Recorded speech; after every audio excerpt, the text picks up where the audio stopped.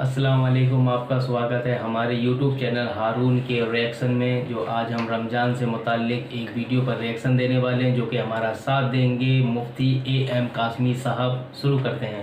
بسم اللہ الرحمن الرحیم۔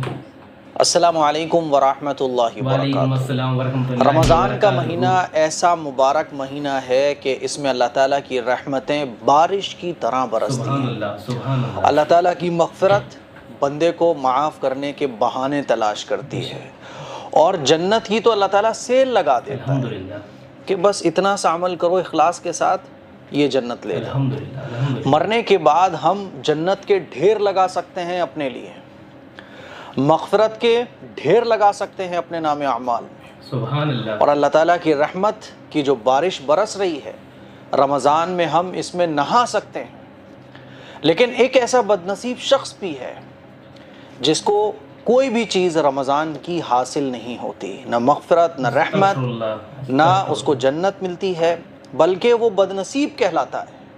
آپ اندازہ کرو کہ رمضان میں بھی اگر کوئی شخص بدنصیبی کا شکار ہو جائے تو اس سے بڑا بدقسمت، اس سے بڑا بدنصیب کوئی بھی نہیں ہے دنیا کے اندر۔ اب ہمیں کیا کرنا ہے؟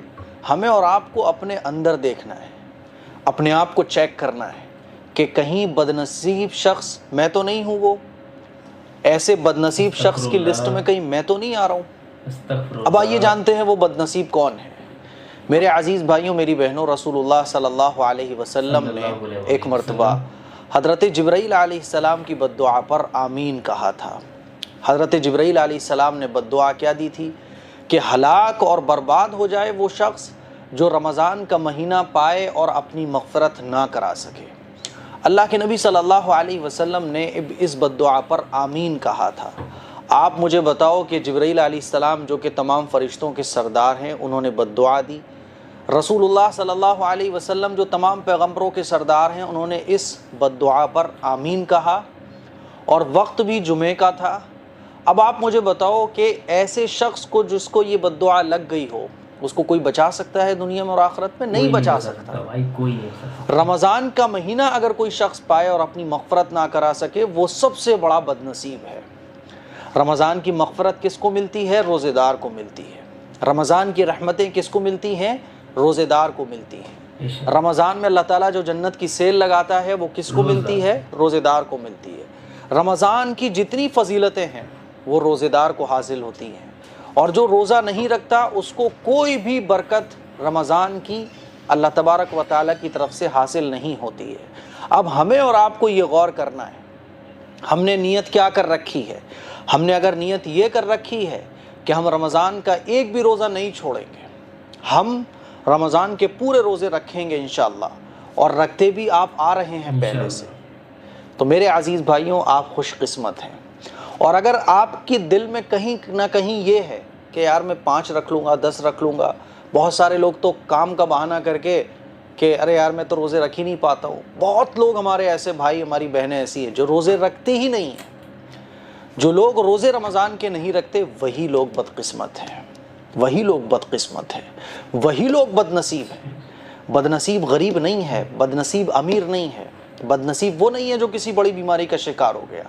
بدنصیب وہ ہے جو رمضان کا مہینہ پائے اپنی مغفرت نہ کرا سکے، یا روزے چھوڑ دے تو اس کو مغفرت ملے گی ہی نہیں۔ جو روزے رکھے گا اسے تو مغفرت سب کچھ ملے گا، لیکن جو روزے رکھے ہی نہ وہ رمضان کی ساری برکتوں سے محروم ہو جاتا ہے۔ اسی لیے میرے عزیز بھائیوں، میری بہنوں، کام کا بہانہ نہیں چلے گا، جاب کا بہانہ نہیں چلے گا، اپنے آپ کو بدنصیب کی لسٹ میں آپ کو شامل نہیں ہونے دینا ہے۔ ہم سب لوگ ارادہ کریں کہ انشاءاللہ ہم اپنے آپ کو اللہ کے نبی صلی اللہ علیہ وسلم نے جس بد دعا پر آمین کہا تھا، ہم اپنے آپ کو اس بد دعا والی لسٹ میں شامل نہیں ہونے دیں گے، اور ہم نیت کرتے ہیں کہ انشاءاللہ رمضان کے پورے روزے رکھیں گے۔